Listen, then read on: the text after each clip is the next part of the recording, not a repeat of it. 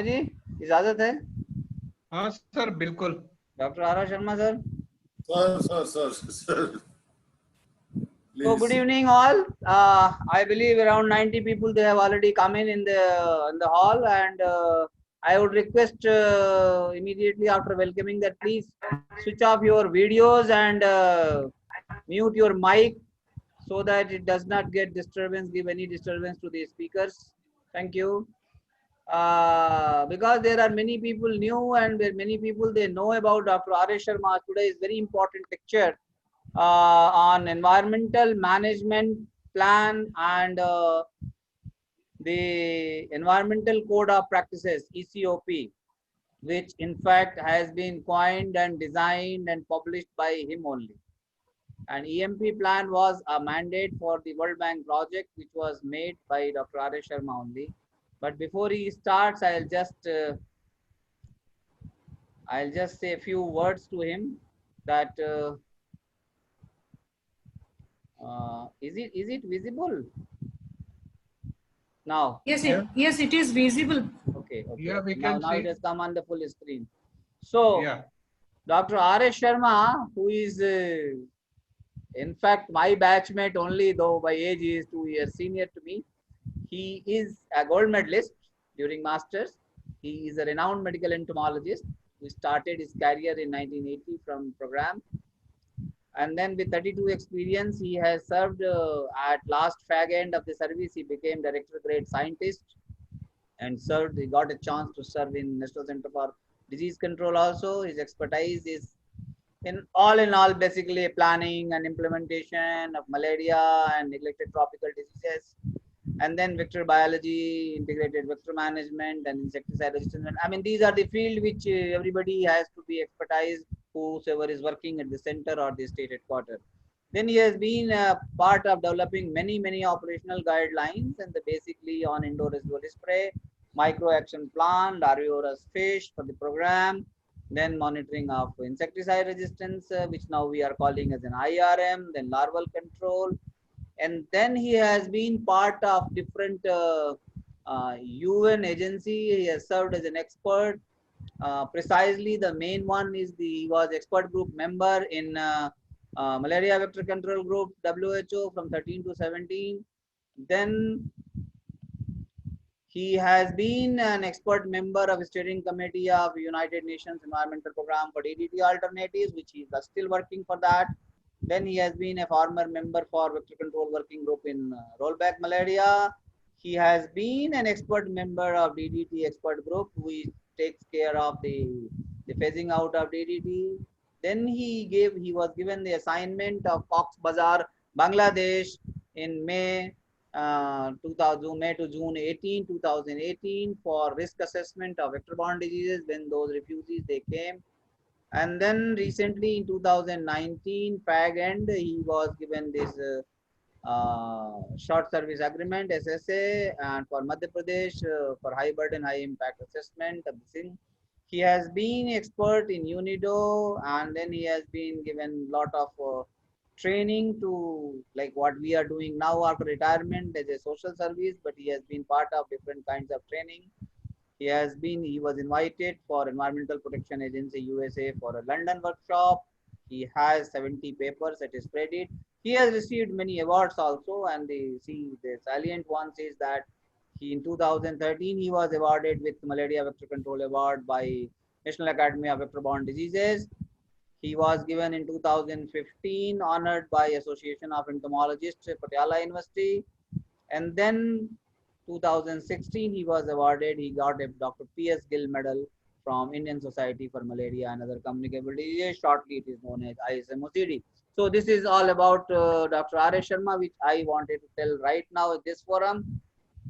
And I am confident that people will love to listen today is about this total environmental management plan and this environmental code of practices, which most of us we have been talking as a one component under integrated vector management. Thank you. I'll stop this sharing and again request once again to listen carefully for all the people, and then at late stage we will open for the plenary session. Thank you, Dr. R.S. Sharma, please. Thank you.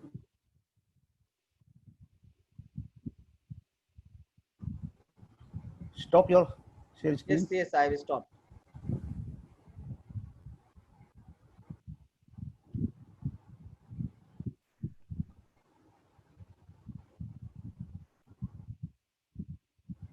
ये right side वाले ऊपर आ जाए अभी किसी तरह से ना। आप कर लो पहले, शेयर कर लो फिर हम। ये फुल साइज का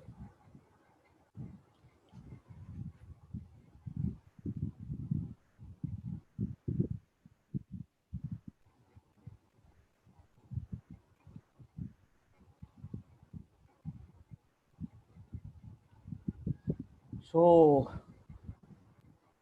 good It is evening not coming. friends. Dr. RS, it is not coming. Not coming.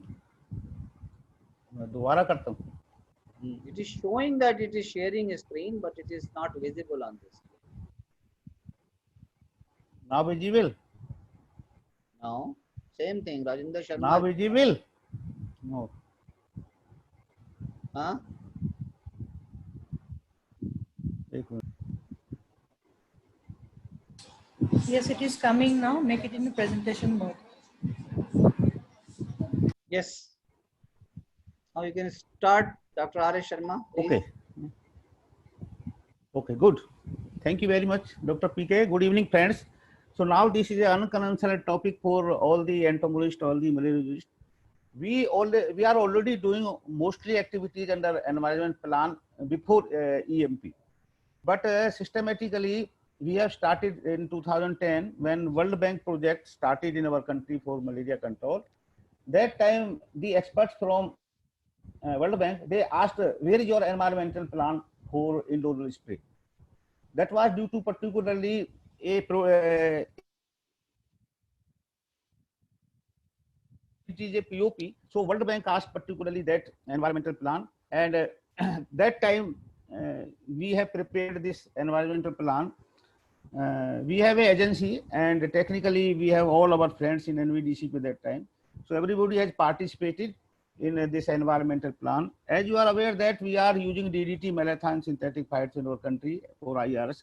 And apart from this IRs, LLIN with synthetic phytodes and SP as a IRs, that is also we are doing under NVDCP. So there is a threat of resistance, not only for DDT, for OP and as well as SP compounds also. First slide. Next slide.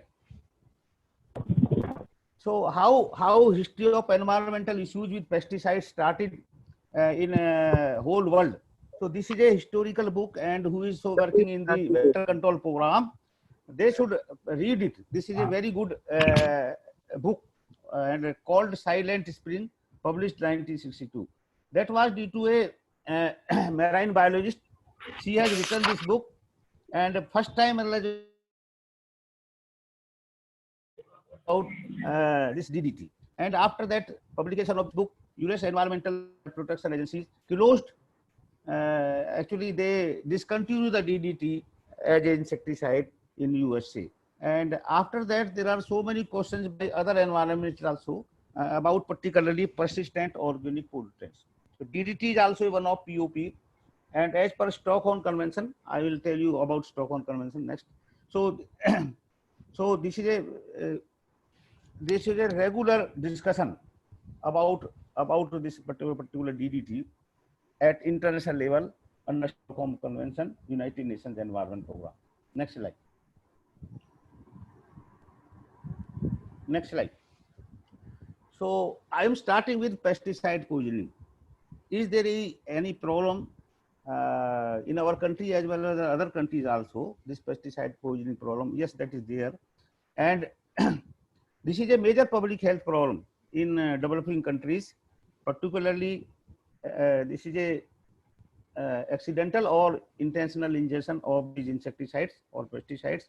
And it is reported that Poison Control Center reported pesticides are responsible for less than 4% of deaths from all types of accidental poisons. Occupational poisoning, that is 5 to 32% of cases in our countries, in 11 countries of Southeast Asia, and 36% in Central American countries. So this is about pesticide poisoning. And apart from DDT, there are total 12 persistent organic pollutants which are under consideration to phase out by Stockholm Convention. And DDT, no doubt, was banned in several African countries for several years before. It was reintroduced for indoor visual display in these African countries. And Global Environmental Facility initiative aims to phase out of DDT by early 2020, the current year, while assuring that malaria infection rate reductions. Next. So now pesticide, why India must ban highly hazardous pesticide? This is a big question before all of us. And we are also always defending this DDT as per technical criteria, that is a resistance to disease vectors, malaria vectors by DDT, and epidemiological impact of DDT. So there are 2-3 things where at international level we are defending DDT to use in public health programs, and WHO has also recommended this DDT for public health program for all countries. So now Government of India banned highly some pesticide, particularly 18 August 2018. This is for just information for all of you. 12 are removed immediately, remaining 6 will be done away with over a period of 2 years. So this was followed from Anupam Verma Committee 2015 and recommended the review of 20 pesticide by 2018. So this is a welcome step which this Anupam Verma Committee recommended. However, there are 99 pesticides that are banned in other countries but still in extensive use of our country. So this is the we call it why India must ban highly hazardous pesticides. And previous slide, previous slide. So when you are talking about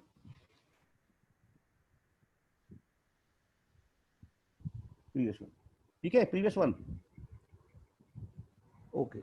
So I don't want to blame anybody. Previous slide.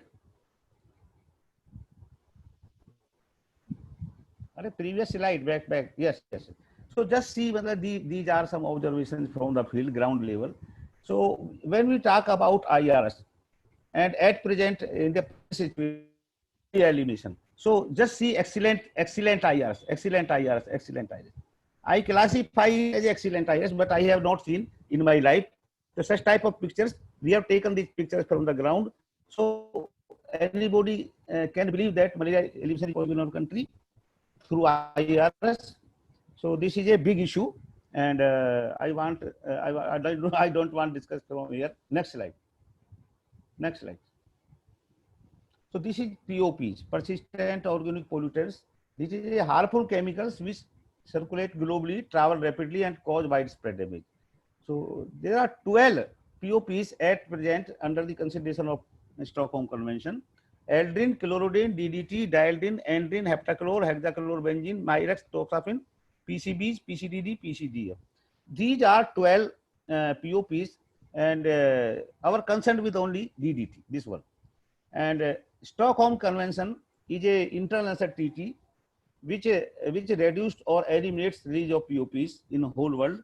Stockholm Convention entered in the force May 2004, and it has been ratified by more than 150 countries. So this is about background of Stockholm Convention. Next slide. So now this is concerned about our country. There are more than 10 research projects by this by funding of United Nations and program. To mostly 10 are in African countries. So being a member of Stockholm Convention and Global Alliance, I asked in UNIP, why you are not giving any project to India?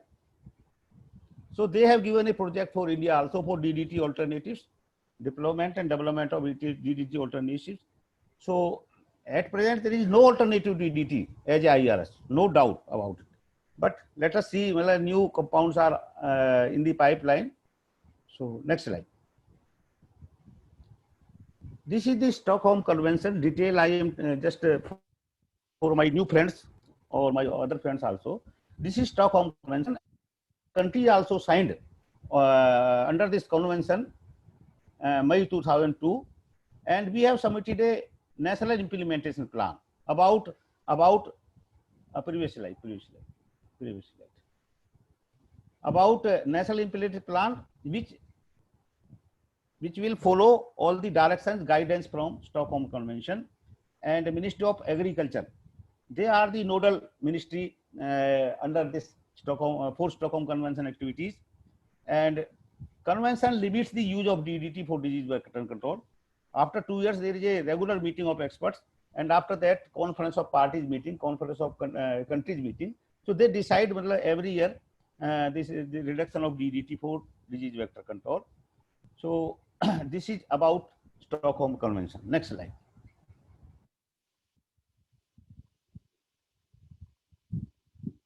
Next slide. Okay, next slide.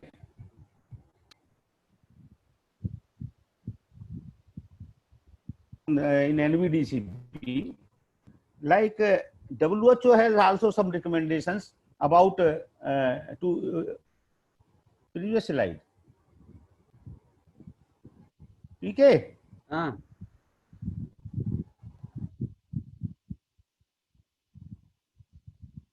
Kindly speak little loudly, Dr. Sharma.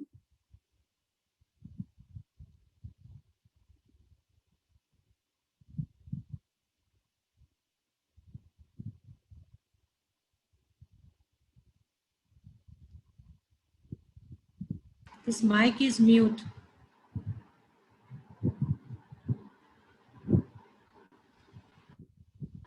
Doctor RS आपका mic mute है, unmute कर लीजिए. ठीक है, next slide. ठीक है, next slide. Yes. So this is some international obligations by World Health Organization and Rotterdam Convention. This is like a Stockholm Convention. And what there is a guidance from Rotterdam Convention about environmentally sound use of certain pesticides in international trade. Another Basel Air Convention. PK, what is happening? Is there any problem? No, it's automatically. Basel Convention. No. Sorry. This is Basel Convention, particularly on control of trans-boundary movement of hazardous waste and their disposal, including DDT, and Global Environment Agreement, that is on hazardous and other waste, including pesticide-related waste, and that also includes long-lasting insecticide packaging. And this is a steering committee at present. This is working last 10-15 years. I am also a member of this committee, and that committee also giving guidance to United Nations Environment Program, Stockholm Convention, about development and deployment of DDT alternatives. Next slide. Next. So this is there is a global alliance also on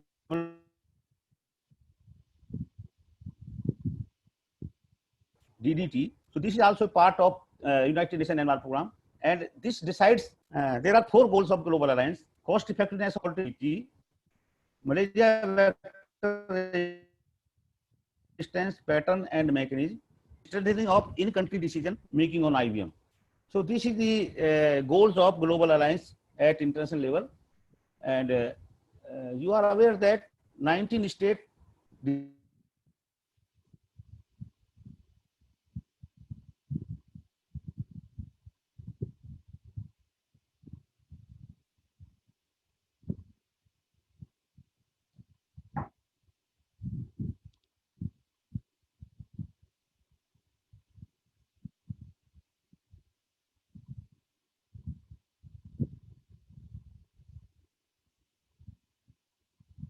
I think he lost the connection. Please wait for some time.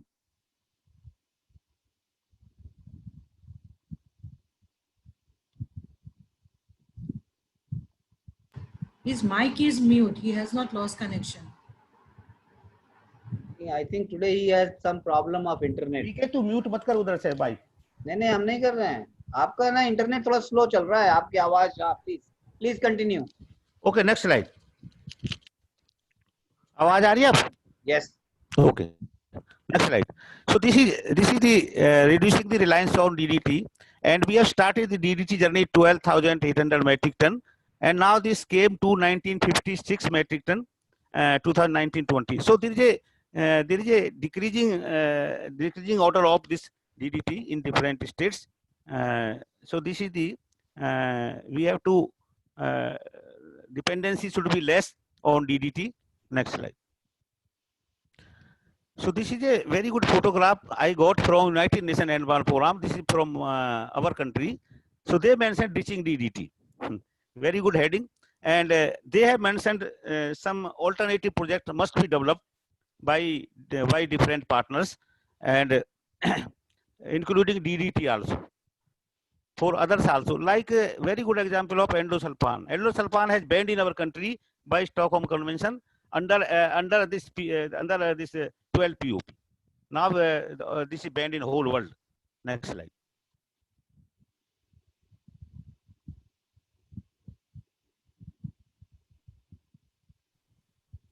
Okay. Yes. This is the roadmap for the development of alternative DDC. So this is Stockholm Convention, United Nations Environment Program. This is a guidance about roadmap for development of alternative DDT. As I already said, at present for IRS there is no alternative to DDT. We are doing with malathion methods. So capacity to develop IBM and alternatives. This is one aspect. This is under this this roadmap. Develop and deploy alternatives to IRS chemicals. Share experience on non-chemical control. Topic for all of us. This is a elimination of stockpiles in different countries if DDT, expired DDT is there. So I will discuss in detail because yesterday I got a question. Before starting yesterday, I got a question from Odisha.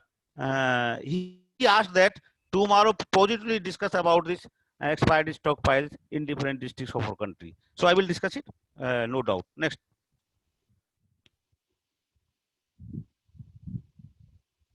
Yes.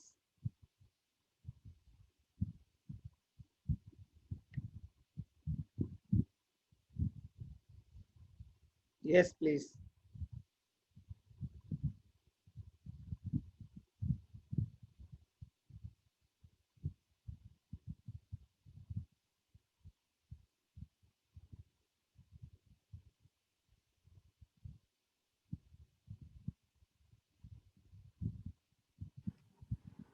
Doctor RS आपका आप फिर mute हो गए.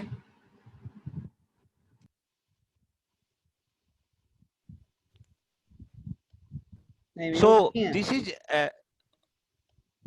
please. Shelf life 2 to 15 years. वो छेड़ा खेड़ी मत कर भाई.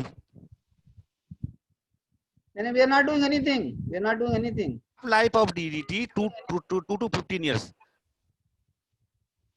So okay, 2 15 years and is a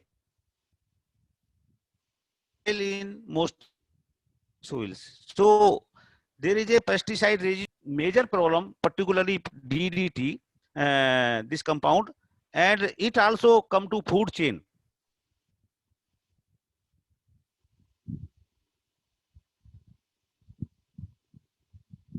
Of research, this is in IARC. Next slide. Next. Yes. This is the observations and press release of WHO, IRC monographs. What they have mentioned about DDT, Linden, and to this VD side. So I will touch only DDT here.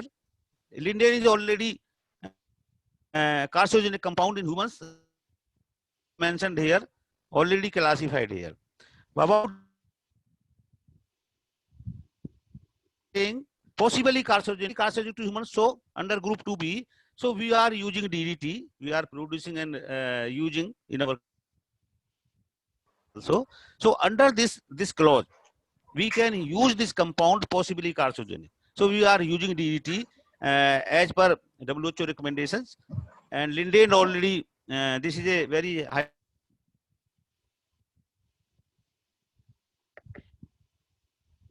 due to carcinogenic aspect. Next. Yes.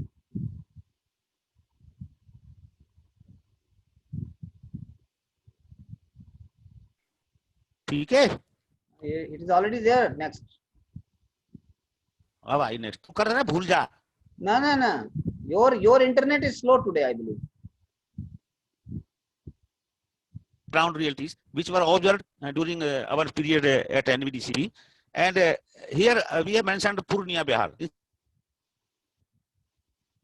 Store you can see yourself, and room damage causing dribbling and seepage of waters. This is Saharsa Bihar. This is a DDT bags. So this is our some storage conditions. Next, and again this is a Bilaspur Chhattisgarh. Insecticide packed kept directly on the floor and no gap was maintained from the wall. SP drum kept inside DMO office and insecticide stakes were overhyped. Next. This is a just see the one gentleman in Raipur, Chhattisgarh. He is preparing this suspension and suspension coming on the ground and without so this is a staging problem. Next is the insecticide suspension again Jaspur Nagar, Chhattisgarh. So he is doing with hands. Just see, he is making paste.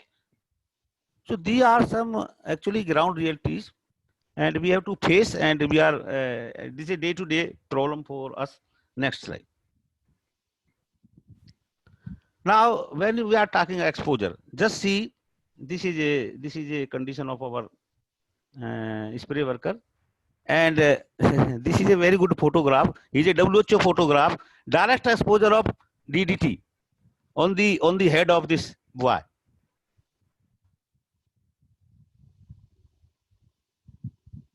Think from DDT how it comes to environment, how it comes to water, how it comes to air. So now we are getting some answer about this human health, insecticidal pressure, and again this is a good example. DDT contact with these human beings. This is this. So next slide. Next.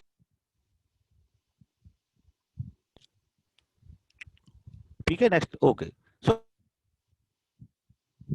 Gujarat state, and they were using all personal protection measures. That is a good practice. And now just see again there is a insecticide suspension. This is Vijayanagaram, Andhra Pradesh, and without bear with bear.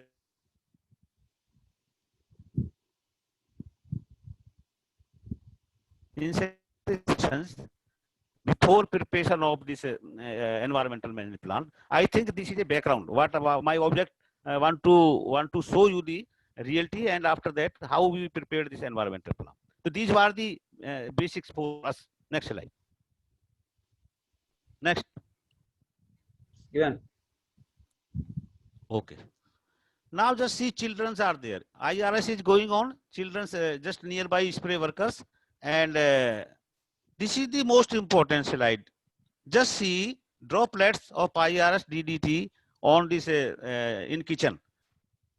Household articles. This is Samastipur, Bihar, and so how DDT came to food chain. So this is a very good example. Just see droplets, the drops. So how DDT is coming to food chain? Now we understand how it is coming. Next slide. Yes. So now human health and environmental risk posed by public health pesticides.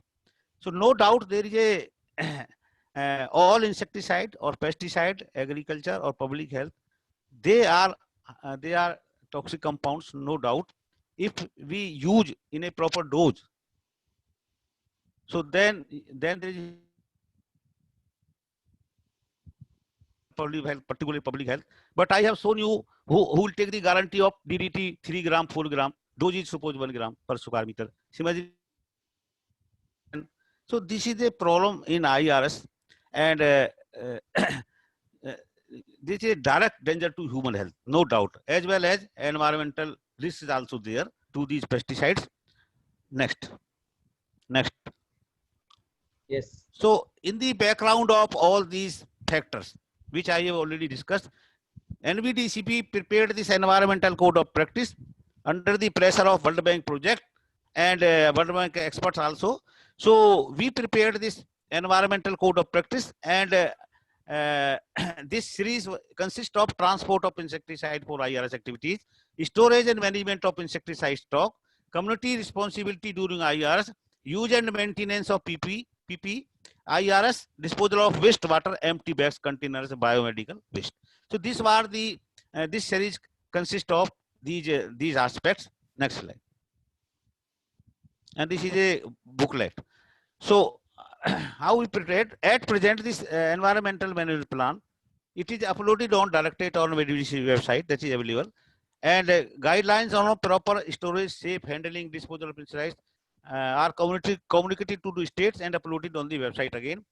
Now, what this is a I should not say, but I want to say with proud.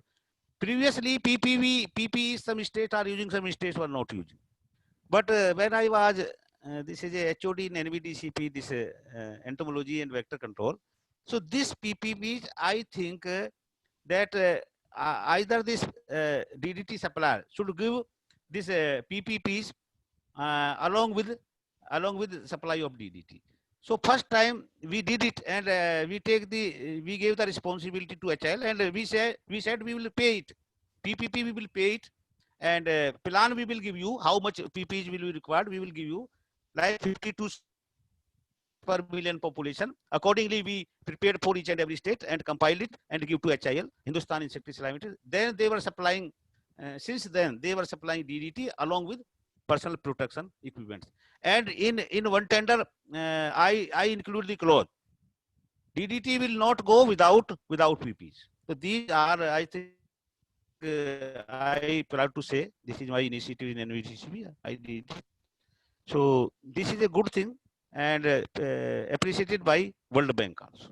State and everything what we have prepared, communicated to that time 2012, each and every state about contamination, about toxicity, about disposal of insecticides, everything we have sent to state. And training was also organized by environmental plan, this concept by the consultants, and field visit by the consultant that time also. So these were the some in NVDCP. Next slide. Next. Yes. Okay. Now this is a details about 6 environmental code of practices, and this ECOP1 that includes transport of insecticides for IRS, contains guideline on bulk transport, small content transport, and local transport, and selection of vehicles, instruction of drivers, insecticide loading and unloading, and handling of emergencies. So this EC consists of all these information. Similarly, ECPO2, storage and management of insecticide stock. So all these things are available. Everybody can see on website. And next slide. This is ECOP 3, community person responsibility during IRS, and we have mentioned here guidelines discusses about planning of for IRS and safety aspect before commencement of the spraying, precautions to be taken by the community during and after spray operations, and ECOP 4, use and maintenance of personal protective equipment, PPP. So these details we have given, and what type of gloves, what type of mask, what type of goggles, and broad rimmed hats. So everything has given this in this environmental code of practice. So at one place you can get all the information, not separate guidelines under this EMP, all guidelines in one booklet, and it includes also proper maintenance of each gear. Next, and this is the following issues: planning of the spray operations, spraying preparations, spraying techniques, maintenance of spray equipment, washing and rinsing of spray equipment. Last one is disposal of waste water, empty bags, container, medical waste. How they will do it? Given under this ECPO 6. Next. Yes. The proper storage of insecticide. All these things. This is a sitting of storerooms, size of storage facility, construction or structural requirement of this area, because this is a very important parameters under IRS. So we were doing, every state was doing, but scientifically and technically we have mentioned all these things in this EMP, this under this plan. And like a room is there, ventilators, roofing, loading, fire protection. So everything must be there as per principally. Whether we are doing it, not doing that is separate issue. But as a EMP, these are some activities. Next, next. Yes.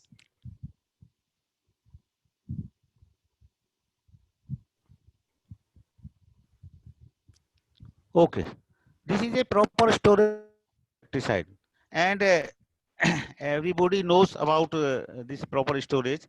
But something we have mentioned here technically, what should be there, what should not be there, and these are some aspects which we have mentioned in this EMP. And here is a should be stored about 1.5 feet from the wall. We are pushing all the DDT bags or synthetic plywood or malathion, just pushing one by one, no, without any distance. So small things we have mentioned here, and so there is really a good quality of insecticide, and containers should be stacked separately. Storage stacks of bags and containers should not be exceed height of 4 feet to avoid the use of ladders. So there are small things.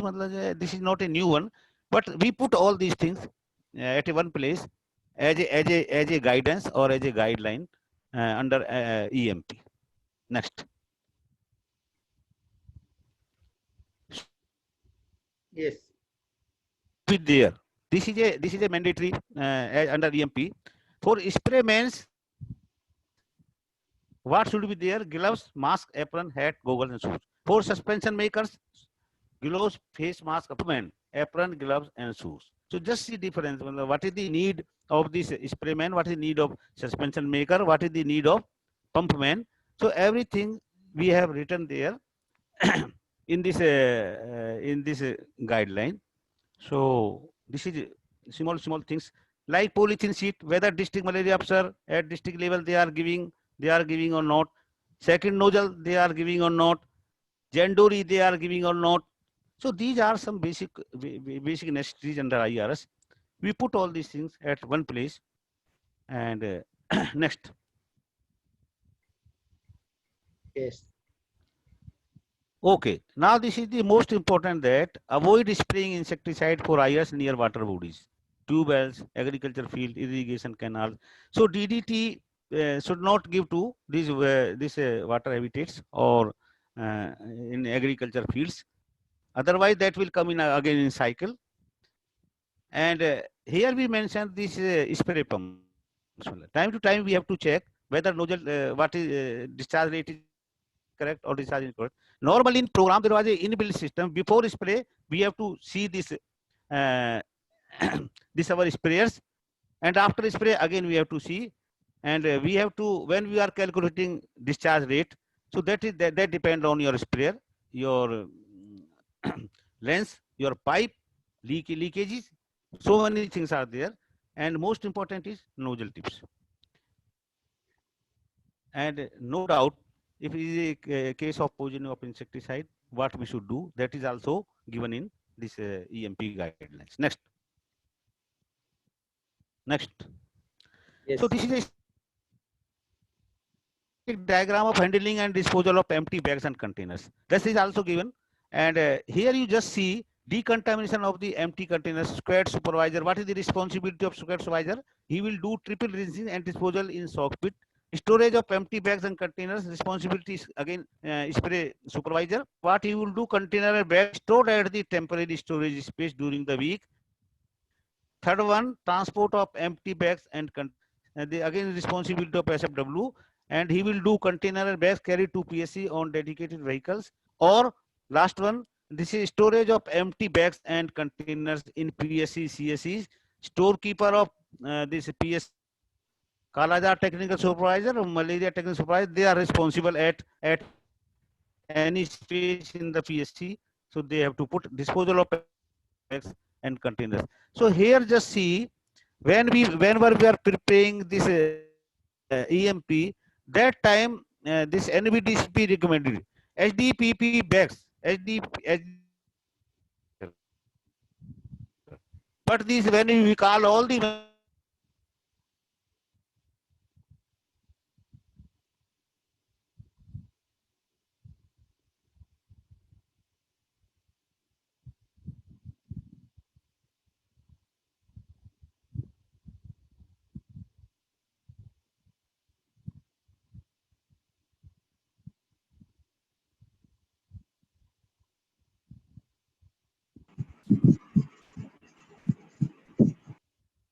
What happened?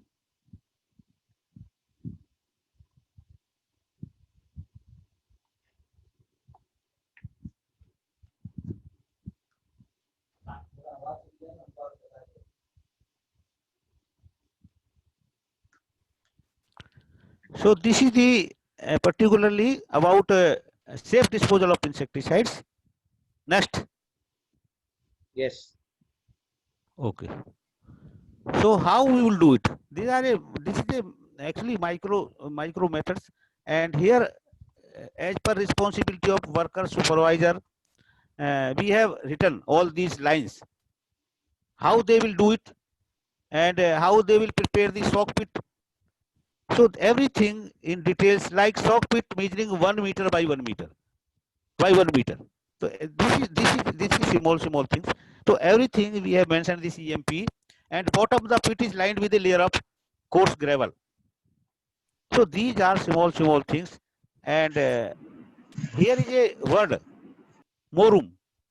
Last, this is a like a bottom of the pit is lined with a layer of the coarse gravel material. Deep retained on it. So this is purely technical. Pure.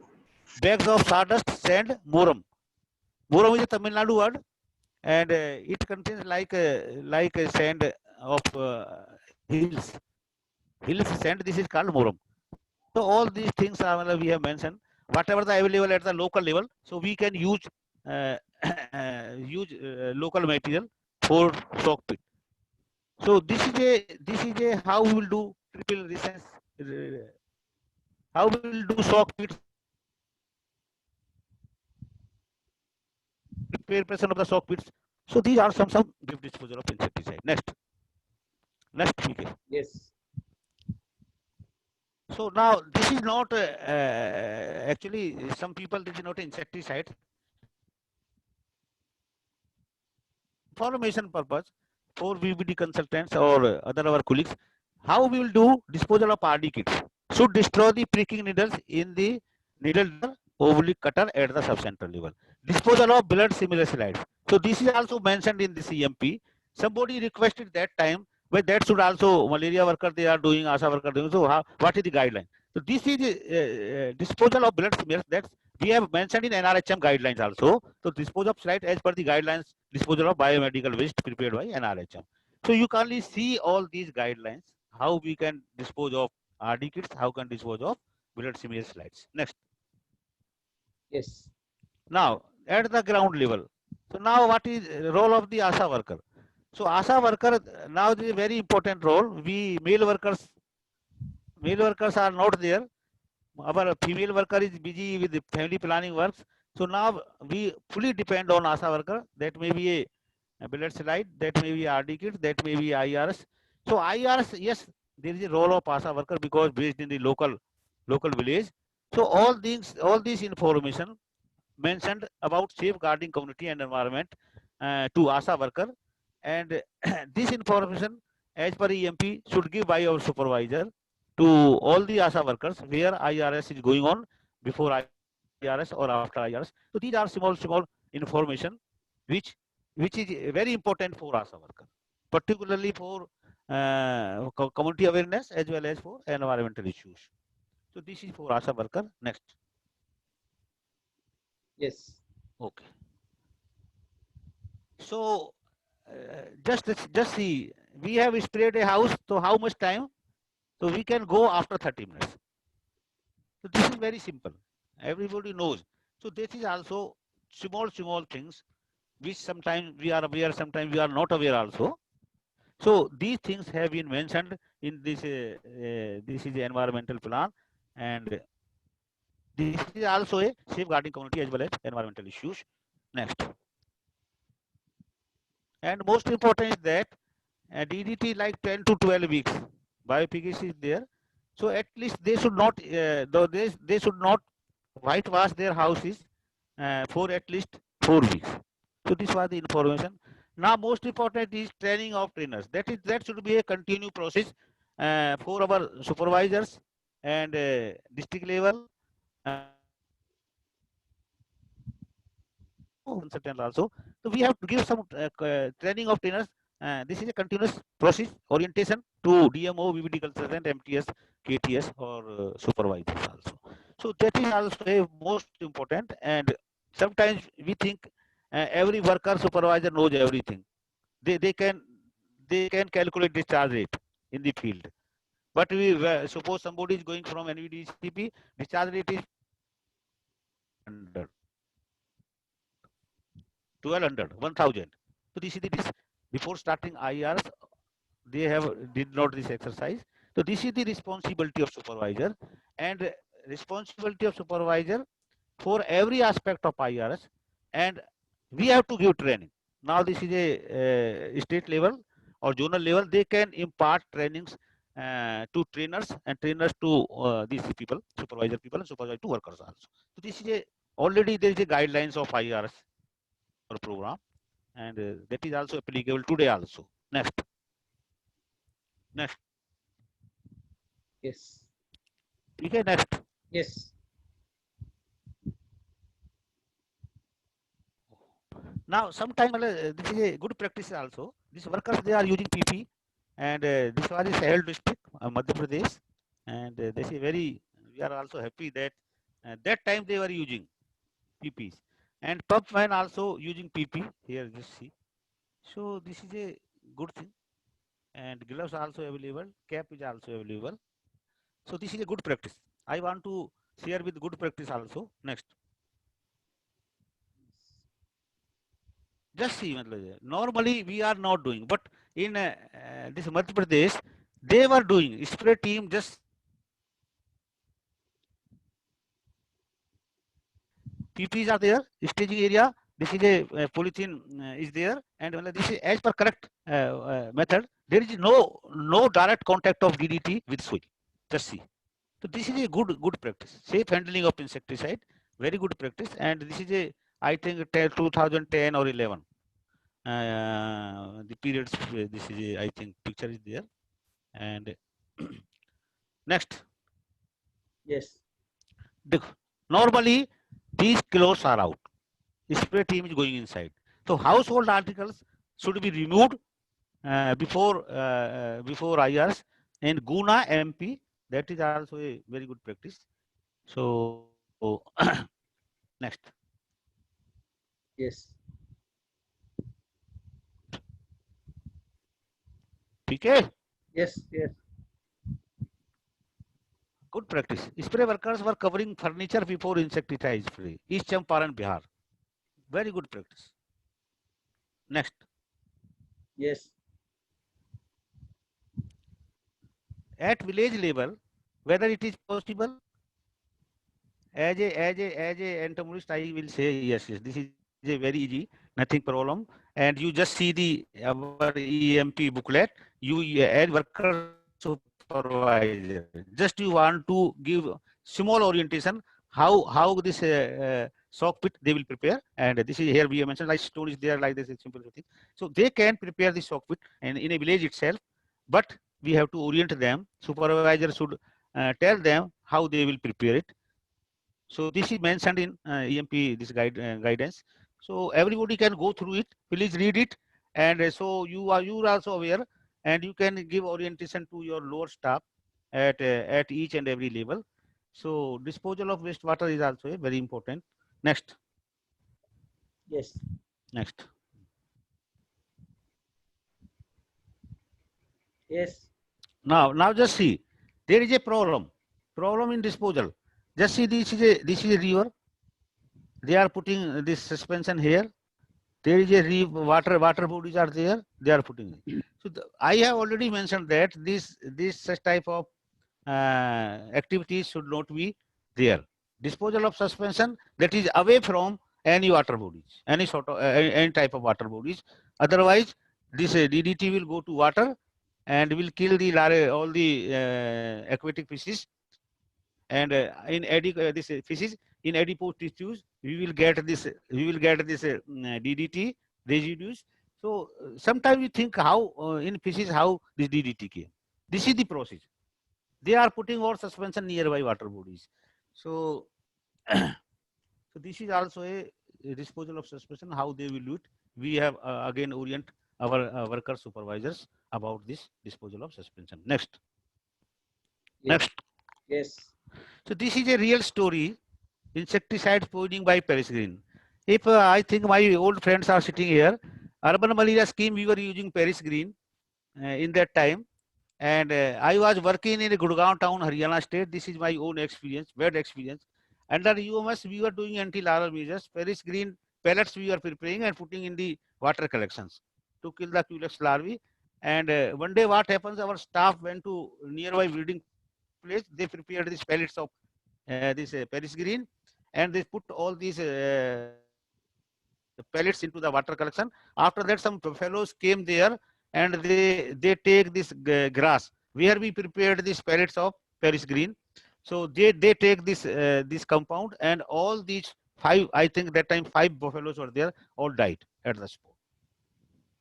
So luckily, after the, so many other, I think other episodes also, Paris Green was banned in our country. This was a arsenic compound, and my position was, I was a biologist there. I am telling my own story, and district magistrate asked me compensation from malaria department. I said, sir, under Insecticide Act 1968, there is no provision. One. Number two, we have to follow the guidelines of National Malaria Eradication Program. This is a guideline. They mentioned that you have to prepare the pellets nearby breeding place, and you put all these Paris Green pellets in the breeding place. We are following the guidelines of National Malaria Eradication Program. That time we were calling National Malaria Eradication Program. That was not a NVDCP or NAMP. So sometimes this is really a very serious problem by these insecticides, and this happened with me. So I am sharing with you, and very highly toxic compound. Luckily, that was banned. Like penthine. Penthine is also banned as a larvicide in our country. So these are some insecticides which are already banned in our country. Next. Yes. So this is a disposal of wastewater. Soak pit was constructed for disposal of wastewater. This is a Visakhapatnam. Good. Then put the stones there, and this is a not nearby any water body. So this is a good practice. In Andhra Pradesh, they were doing it like Visakhapatnam. Next. Next picture. Yes. This is already I have discussed. Next. Children's as well as household material is also outside of the hut. Now this is the captive building for IRs. This is the what I think in whole malariology, most important thing captive building for indole spray. And I think that is a neglected part. I will say neglected part at present for IRs. Workers, supervisors, they don't want, they don't know the calculation of discharge rate. How many nozzle tips must be there?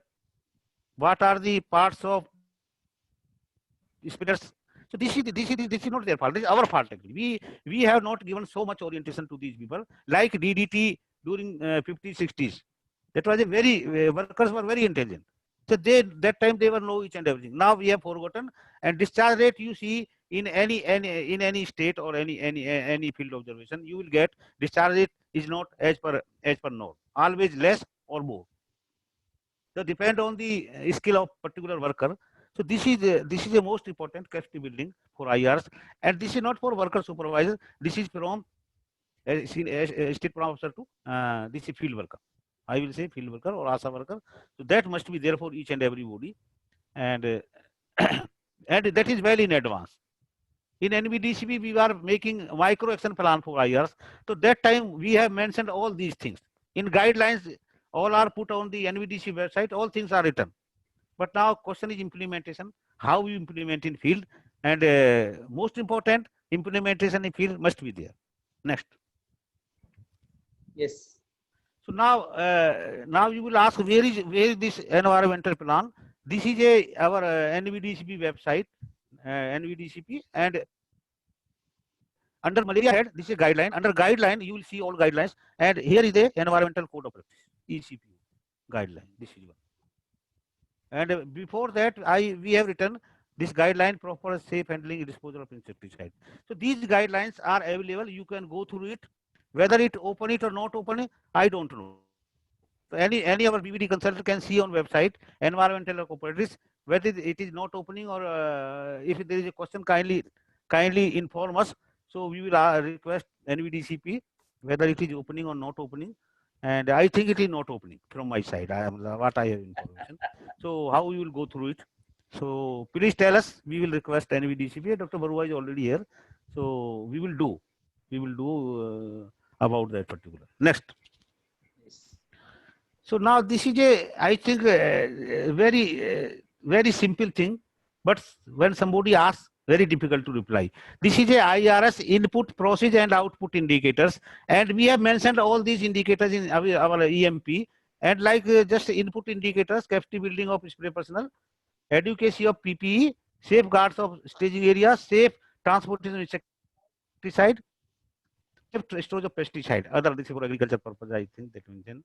And what will the activity handbook, hand holding training conducted, PP availability, PP requirement. Suppose 51 SCATs required for 1 million population, how many workers and supervisors will be there? You have to calculate, and then that quantity should be available. Availability of polythene sheet for staging area, mode of transport and insecticide, location of storage, condition of storage. These comes under input indicators. Now the second is process indicators, capacity building of spray personnel, depth of training, community level planning for IRs, safeguard during IRs, what includes trainers in hand holding trainings, trainers here trainee in hand holding trainings, availability of prior information for IRs, food and household goods covered, presence of children. So these are some things. This is a process indicators. Next. Yes. Now this is a most important output indicators. Or what are the output indicators? Use of PPE by spray personnel, safeguards of staging area, safe storage of insecticide, involvement and awareness of spray staff, awareness of community, extent of PPE used by solution prepare, extent of PPE used by pump men, using of polythene sheet in staging area, use of staging area during IRs, non-target area sprayed, displays on ground, safeguards of storage, awareness of SFW, basic health inspector, involvement of ASA, awareness of community, environmental safeguards. Here is an important point, awareness of community, environmental safeguards. And next. So these are all input, process indicators, output indicators. Sometime in program, somebody asks, what are the output indicators? We are keep quiet. Normally, we are keep quiet on at district level. So please, these are the indicators, and what is the utility we have mentioned here. So kindly go through these slides so you will remember your whole life. Next. Yes. Now, do and don'ts.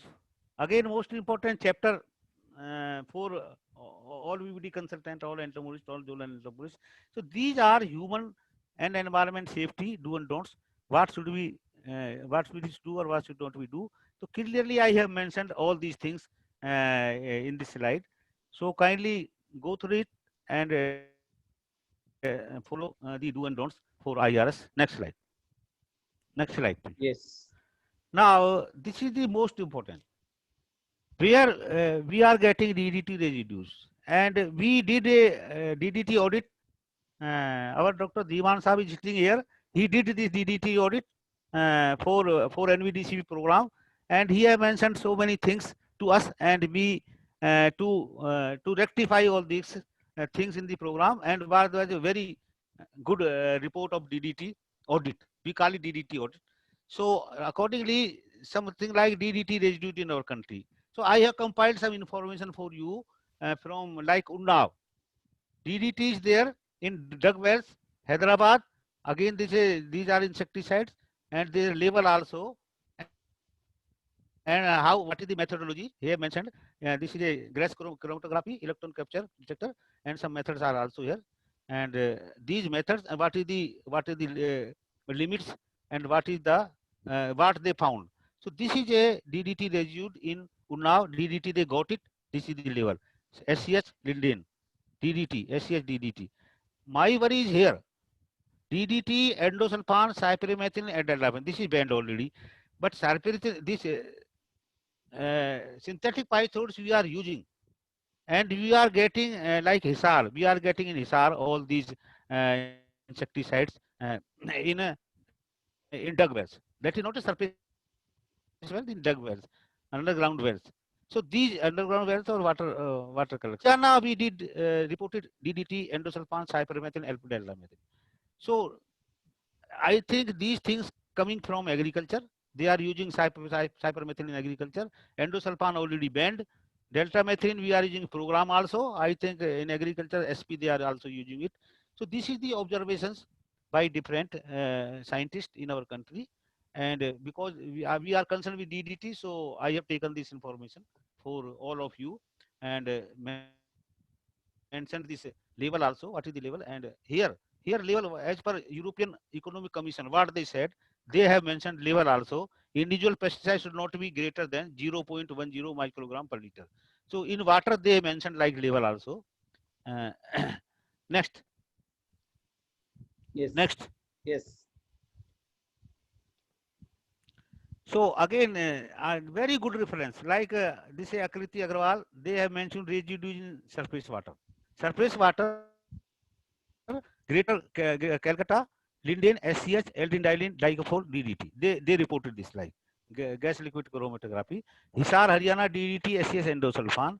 Sarda River region, Lakhimpur, Khedi, Linden, para, DDT. So they reported all these information on DDT and other insecticides.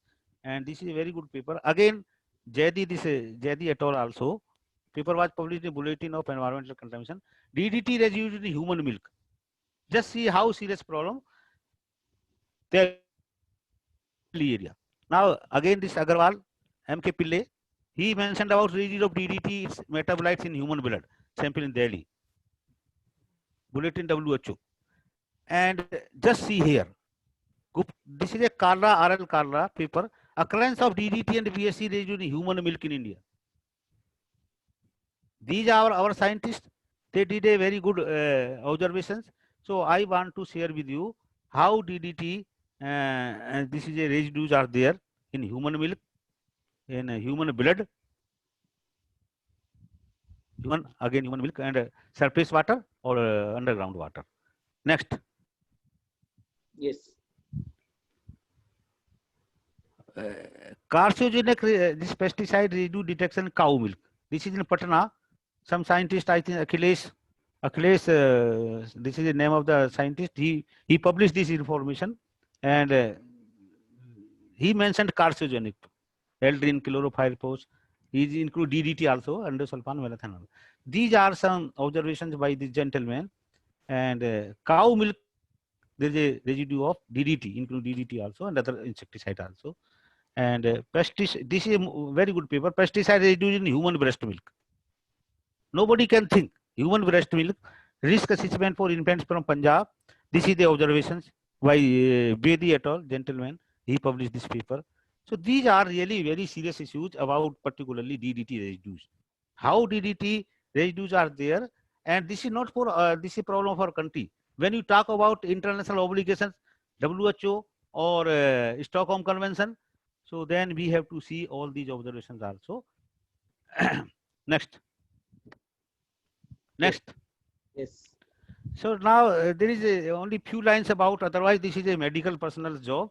OP poisoning is there or synthetic pipes was there. Here we mentioned this in guidelines itself also, EMP, what we should do. Otherwise this is job of a medical officer. But at the field level, what we can do, that is I have mentioned here. And this is a OP for particular malathion. This is for curly delta methane, cyclopentine, alpha-cyclopentine. So here we mentioned like SP. Pythoid poisoning vitamin E oil preparations can be given, prolonged paresthesia. Only in case of definite allergic symptoms. So everything we have tried to put all these things in EMP. Next. Next slide. Now our object is reducing chemical vector control, moving from DDT to sustainable development goals. How we will achieve sustainable goals without DDT? Let us see. Malaria elimination by 2030 and 2027 in our country they have mentioned this goal also. Let us see whether without DDT, yes, we agree that we have to reduce this DDT from public health programs. And my problem is that I am just like a sandwich. I am going to Geneva for this Stockholm Convention. I am working in India. So in between, I have to reduce the DDT quantity from angle of Stockholm Convention.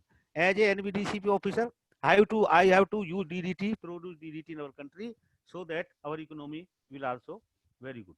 And depending on the basis of entomological observation, depending on insecticide resistance, depending upon, but now mostly vectors are resistant to DDT.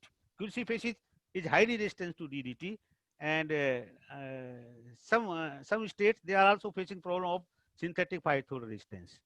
So next slide. Helicopter is spraying DDT. Now this is the answer for exposure to human beings. This is the gentleman. When next. This is the gentleman got Nobel Prize for this DDT, and he's a everybody knows Paul Muller, and Sri Lanka did a very good thing with the DDT, and they got elimination.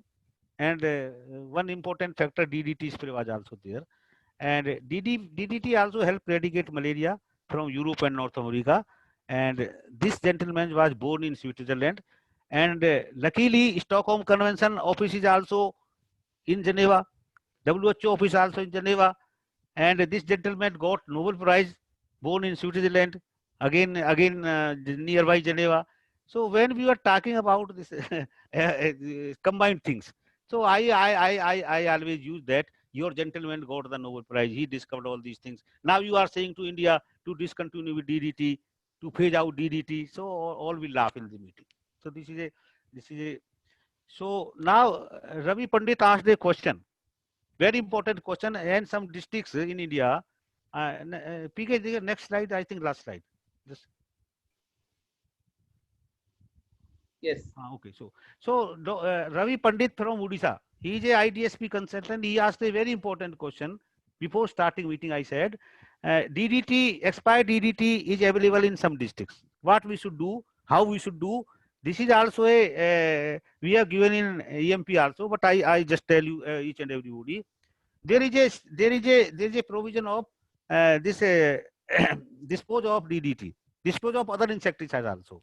So incineration is the most important.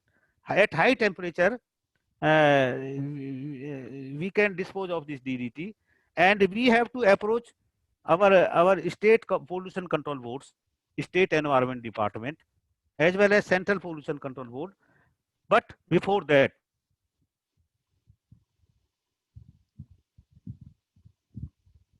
state NBDCP national level. Sir, this is the quantity of expired DDT in our district. Now, problem is that mostly district malaria officers, district officers are keep quiet.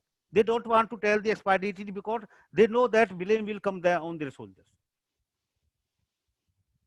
So please, I request that honestly, kindly inform to your senior supervisors, senior officers, state level, national level. Sir, this is the expired DDT in our program. Why we should?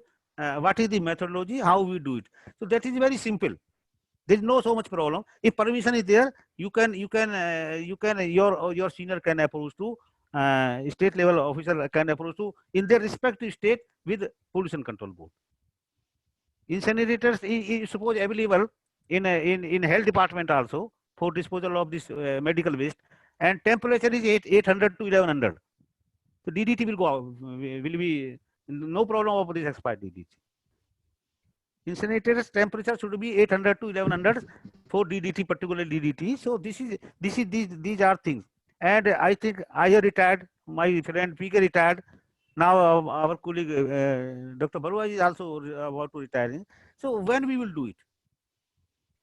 There is no entomologist in any DCP. Nobody will listen to anybody.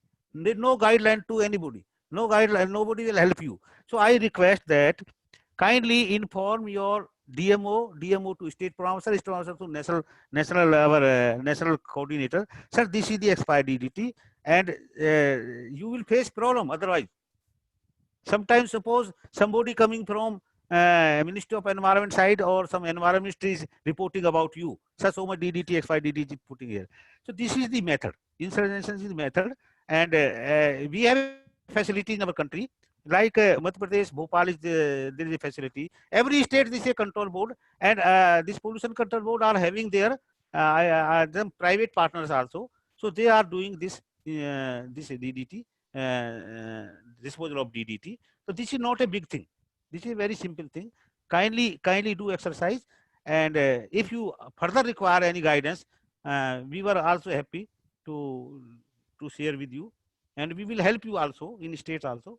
So this is my last slide. Now, when we are passing through malaria elimination mode, so this gentleman, Dr. Najera, was the director of WHO Malaria Vector Control Department that time. He mentioned very good lines. Before DDT, malarialists were trained as problem solvers. Now, after DDT, malarialists were trained as a solution implementers. So my submission is that, my intention is that, and when we started this lecture series, so that time that was in our mind. We will orient you as a problem solvers, not as solution implementers. Okay. So now DDT is also going. So you should be a problem solvers under vector-borne disease control program, not simply a solution implementer. Thank you very much. So let us see some technical discussion. Thank you, Thank Dr. you. Sharma. Thank you very much, Dr. Sharma, for a wonderful presentation. And as usual, when I give the floor to so many people before that, some of my colleagues, they know that I always try to conclude in 10 points, like 10 commandments movie.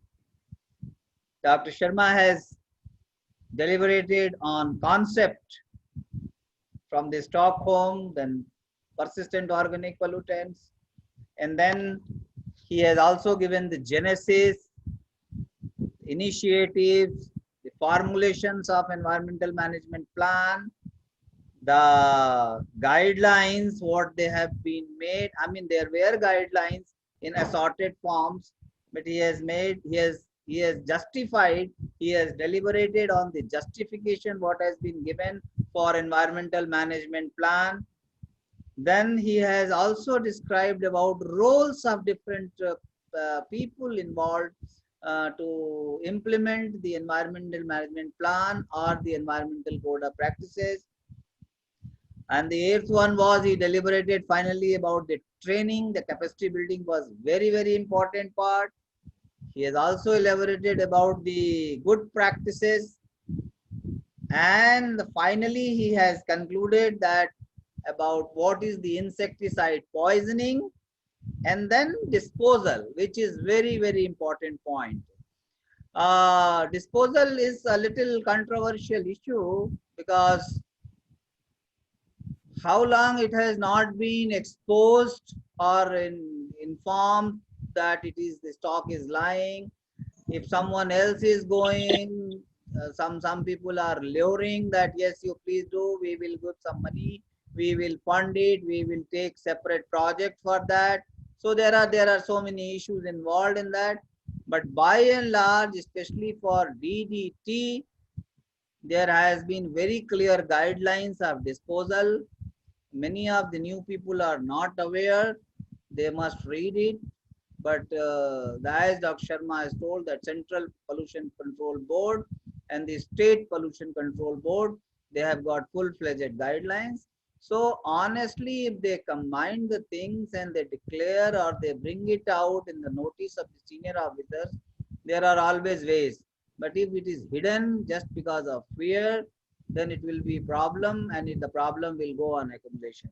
He has very rightly informed about how critical the environmental management plan. If we do not insist on steps, where are we landing? Where are we going? People must have developed some kind of fear psychosis after listening his last portion of the DDT danger.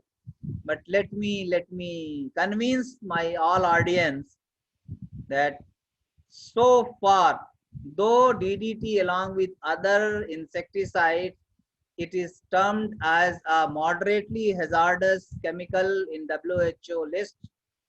It is also like all other many insecticides which are known as a carcinogenic or mutagenic. DDT is a fat soluble insecticide, and when it comes to the fat, it gets dissolved. It is insoluble in water. So it will go on depositing till the saturation level is achieved. But the very important point, so far no publication directly associated with DDT about mortality. So please make it a point that that is the one region which has been argumented, which has been debated. And I was just going through whether after 17 is there any publication, but even then they have not been able to establish. They studied lot of cancer mortality in different parts of the world, but direct evidence that directly any mortality related or any mutagenicity which has caused fatality due to DDT exposure, no. And that is why, because it is not directly under the program, it is not directly linked with the human exposure. I mean, if something, some pilferage or some disadvantage, like he has shown some pictures, it is there, then that is a different story. But bad practices should not leave the program. That is why in public health program it was allowed, with a restriction that yes, it will be phasing out. And we have reduced considerably from 20,000, I remember that 10,000 technical grade to 20,000 metric ton, 16,000, then to 12,000, then 8,000, then 2,000, then now it is some hundreds only.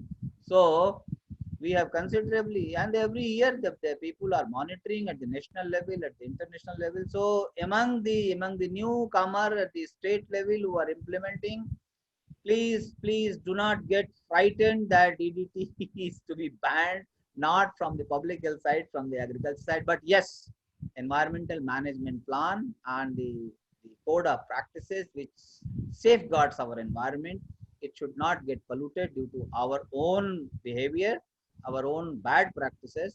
So that is how this topic was very, very important. And before I open, I'll just try to inform one more thing, that tomorrow will be very, very crucial lecture, for which I hope and I'm confident that many people have been waiting. I have been getting messages that the mathematics under integrated vector management, everything which has been told. I mean, one example today, Dr. R.S. Sharma also just highlighted that if there are wrong calculation, why, under what circumstances the spray suspension was left, it means the calculation was miscalculated. It was not done properly. So tomorrow, and if not completed tomorrow, we will take another session, because that will be a little complex session, so that you all can understand. If anything we say 25 milligram or 20 milligram and this much quantity or this much nozzle, this much discharge rate, why? What is the justification in that? So please join that and be open, and I will tell my some senior colleagues, if they want to share something just on this topic only, they can tell, or I will in between I'll just go and check up if there are some questions has been raised. Yes, Dr. Kalpana, you want to say something? Yeah, I have raised the hand also. Yes. So yeah, let me. First of all, congratulations, sir. You have very candidly explained that no environmental code of practice. It is very much needed. And I was just following this chat box. Many people, they are asking, they are saying no storage place, how to dispose. First of all, see, when you prepare the IRS plan, that time only the state up to the PSC level, they have to plan where they will be we call it dumping, where they will be dumping the insecticide. Initially, it will be at the district level, then it gradually it is taken to the peripheral level. So you have to identify if at the PSC level, the IRS has to be done, at which place it will be kept. That is actually, that need to be planned by the DVD consultant or by the DMO. If it is not done, it is now also there is time for the coming year, you can do it. And why you are asking for disposal of DDT? That means you have not used it properly. When there is a requirement is submitted, you calculate on your population to be covered, then your area where there is for some buffer stock is kept, and then you are asking for that much a metric ton, that amount from the Government of India or Directorate of NPPDCP, and accordingly the supply is met. Why it is happening? It is not only Orissa that Ravi Pandit, Dr. Ravi Pandit has asked. Many states, I'm not going to name because Dr. Ravi's name, my senior colleague has taken, that's why I'm taking it. And in many states, always after 2-3 years, they will be writing that there are some expired DDT. My question is, if you could not utilize the entire amount, you could have some idea why while you are submitting the requirement in the subsequent year. Number one, that was not accounted for. If suppose there are some unused DDT remain for some time, many states after getting their requirement, Dr. Sharma and PK, Dr. Paliwal, Dr. Joshi, all those people who work for the program, all of us, we know that this potency of the DDT is always, no, it is tested, and if it is found potent even, then the proper guidance is given to the districts or the states for use of that. So you should not get scared of if you are having some DDT left. Of course, if it is very old, then it has to be disposed. And don't get excited to run to the that incinerator to put the DDT. There are procedures. You have to follow all those procedures. As Dr. Sharma and Dr. Srivastav has rightly said that this is no, and pollution board is there. You have to take their their consent as well as consent from the national program also need to be taken for disposing of the DDT or any insecticide in the incinerator. So be careful. You just not listening something, you don't take any action. This is my request only, because many young people, they get very excited when they get something, some new idea. So yeah, that's why that time only I thought, no, we need to say this. Absolutely right. And this year we have completed the mandate. The mandate, as Dr. Sharma has shown, that it is declining, and for this year also, there's a drastic decline in the DDT. The DDT. The requirement by the state, and gradually we have to give up this DDT use under the program, because it is international commitment under the Stockholm Convention. By 2014, India has to stop use of this DDT. And there are some agencies which are preparing some alternative as well. And all of you know that under the program, we are using LLIN in a big way. It is expanding. And there are many states, they are using other insecticides, synthetic pyrethroids for this IRS. These are the reasons. And one of the most important reason is that environmental pollution, and the other one is insecticide resistance. So use of DDT is coming down. So don't get, this is just a line of caution I am giving you. Otherwise, you are free, to take action at your level, but always, always think the pros and cons of taking any action. So that's what I wanted to say, and it was a very good, this was a very important topic. I think many people, they listen carefully, and many questions they have asked also. They are during the course of the lecture only, Dr. Sharma has given the given the replies to many of them. There are, yes. Over to you, PK. Thank you very much. Yes, thank you, Dr. Barua. Thank you because your voice is taken as a rule of thumb for all the people who are working in the program, and as an educational thing for the people who are working in the university or they are as a researcher. There are four important questions which I would like to substantiate, and then additions can be done by all my senior colleagues. One question has been raised that many people, they are asking neem oil with the sanitization liquids, hypochlorite solution during corona. This is not the topic for today. It has not been given any guidelines from national program for vector control, but you can see neem oil separately also works as a disinfectant, and this hypochlorite solution, there are some precautions for its use. on different surfaces, and for sanitization also there are certain precautions, so that can be done. But for vector control program, so far no guidelines on this. Number second question was asked about their BHC and DDT banning guidelines. Like, my dear, BHC has been banned on 1st April 1997.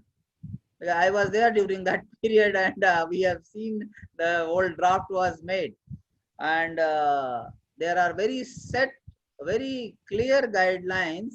It's in gadget also, that how the BSc is to be disposed of, and people, they can refer the Gazette of India for banning of the BHC, and then they can inform through their proper channel.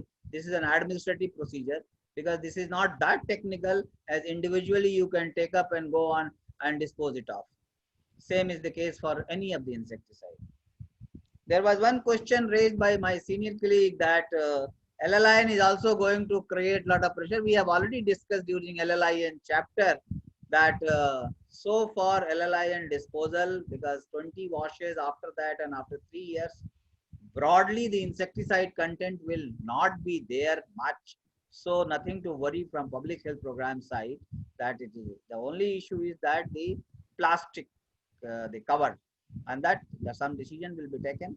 But as we have seen practically, that it is so brittle, that plastic cover, that after this thing, it just gets started.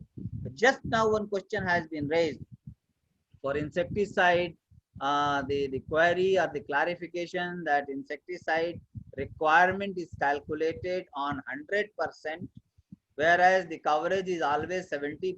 So there are bound to be something left, but that is to be taken into account for the next year requirement, which Dr. Kalpana was telling and clarifying. This is very, very important. And tomorrow when we will discuss about the mathematics of the spraying or mathematics under IBM, you will be very clear. There are very set rules.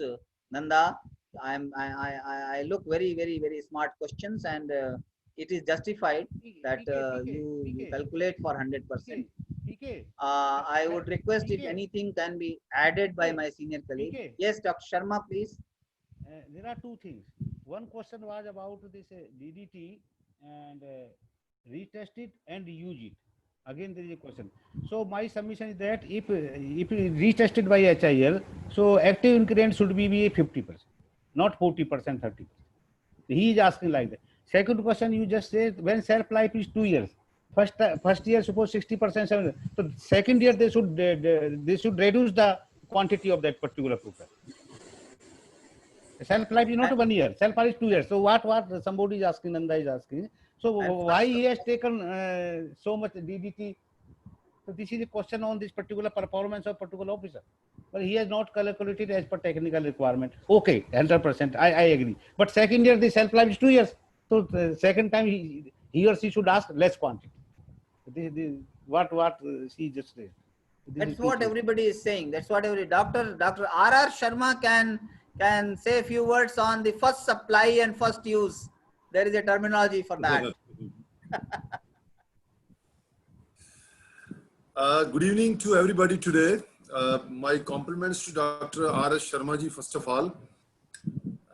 And I should compliment to all Dr. Diwakar, Dr. Himmat Singh, Dr. Paliwal ji, Dr. Kalpana Barua. See, today's topic has been very interesting because I was holding as a director of marketing of HIL.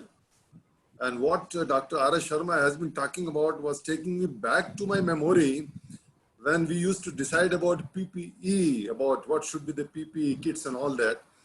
And you know, one question was raised by somebody that about incineration and disposal of used DDT. And Dr. Kalpana Barua has rightly told that I remember those days when there used to be a compilation of information about the requirement of the DDT from all the states. And the DDT which has not been used earlier, whatever is in the stock, and the DDT which is being needed. Then after compilation, I remember the process was there, the recommendation by NVDCP, and it goes to the mandate committee, then decision of the Government of India, Ministry of Health. So Dr. Kalpana Barua, I was just with you because once you have the DDT, and he has been just like a police officer today. She has raised question that once you had the DDT, how I can listen from you that DDT has not been used and why the requirement has been made. I remember my frequent visits to Odisha and different places, my very close association. One point I will mention here about my association with DDT for 6 years. I think by November 2008, China had discontinued production of DDT. And China was only producing DDT for one of its states. And then I remember every year Stockholm Convention about the different chemicals which used to be discontinued and all that. And drastically from 5,000, 6,000 to now I think maybe 1,500 or 1,900, the reduction of the DDT, what I was listening to Dr. Kalpana Barua. See, the process of incineration has been different from country to country. I will mention here, whenever I used to travel to Zimbabwe, South Africa, Botswana, and these places, were used to supply DDT 75%. So then there used to be that, first of all, they will see about storing, where it is to be stored, how it has to be transported. And then one reference was made by Dr. P.K. Srivastava about DDT residual in human milk. And you know, the woman's breast, it was there. If I remember, there was a tobacco, tobacco growing in Addis Ababa. And the tobacco was used for making a cigarette. And it was exported to Japan. And even that was a reference at one point of time, was a reference to her. So Dr. Sharma, basically it's, I can't compliment much more because you are the master of the subject. And see, one more reference to everybody. He has been my guide. He has been my guide and my philosopher. He used to helping me out. Yes, we will take DDT from you, but what about PPE? What about this process? So I'm indebted to NVDCP. I'm indebted to all the officers of NVDCP during that career, Dr. R.S. Sharma and Dr. and Professor P.K. Srivastava, who used to be at times very strong critic, but he has been very supportive. So thank you very much. It was a very interesting subject. And the for floor me is because I yours, was Dr. enjoying. Sharma, for acknowledging and thanking everyone. Sir, you know, I compliment, I appreciate, I salute, you know, the department of NVDCP. How they have been instrumental in guiding, and how they have been instrumental in advising, and how we closely associated. It was basically a institutional support, and we both representing different departments.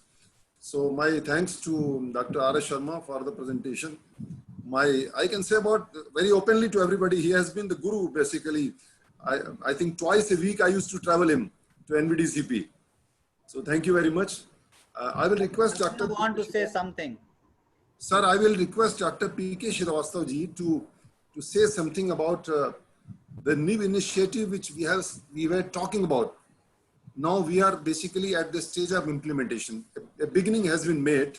So I will request now Dr. P.K. Srivastava ji to please elaborate about the program which we are jointly going to conduct a webinar with the Department of South African Government. Thank you, Dr. Sharma. Before that, Dr. Kalpana want to say something. Yes, Dr. Kalpana, please. Yeah, many participants have already left, but I want to mention one thing here.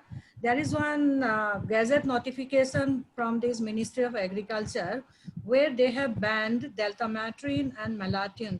Don't get afraid. That is for use under agriculture, not under public health program. Because when this gazette notification will be out, there will be many questions at district level, state level, even at our level we will be getting. So this is a caution for my colleagues at the district and the state level that no, this is banned for agriculture. There is one sentence.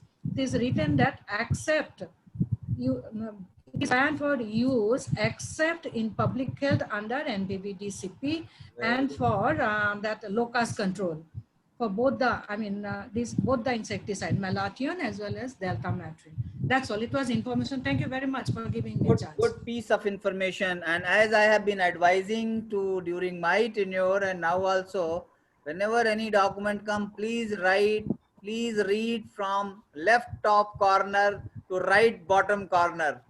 Then only you will understand that philosophy which Dr. Kalpana has told.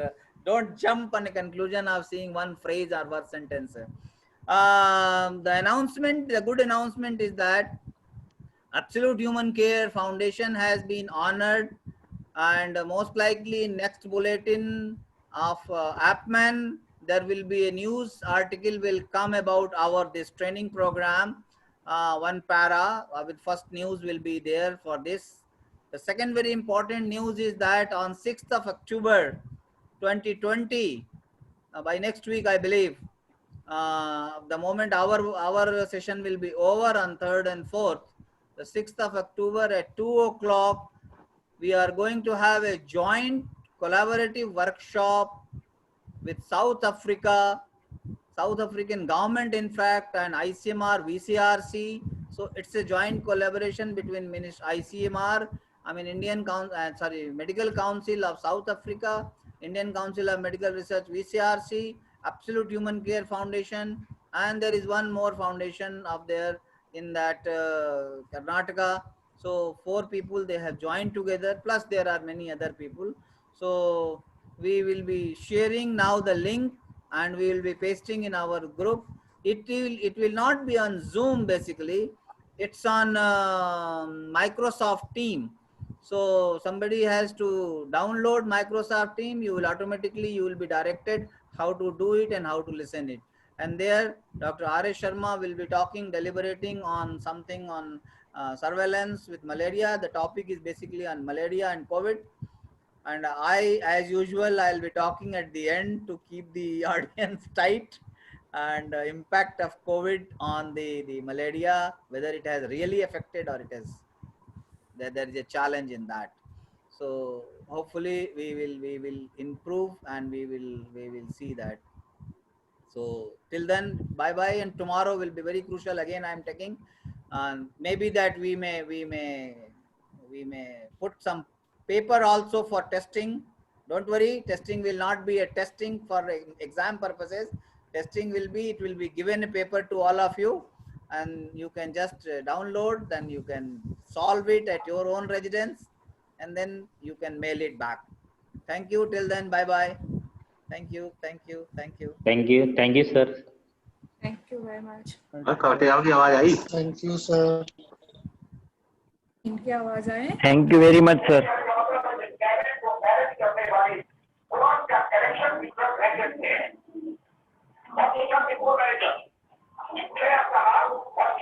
Manager,